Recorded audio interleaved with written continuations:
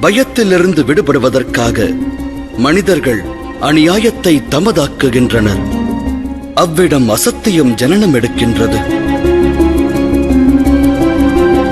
பயத்தின் காரணத்தால் மனிதரின் மனம் கவலை மற்றும் போராட்டத்தால் நிரம்புகிறது. சிந்தனை என்னும் செயல் அடியோடு நிந்தனைக்குள்ளாகிறது. மனமானது நல்வழியை விட்டு விலகிச் செல்கிறது. பயத்தின் காரணத்தால் மனிதர்கள் மனதில் சந்தேகம் குடிகொள்கிறது.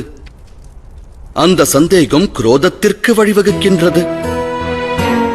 வாழ்வில் ஆனந்தம் தொலைகின்றது. சத் சித் ஆனந்த், சச்சிதானந்தமே பரமாத்மாவின் ரூபமாகும்.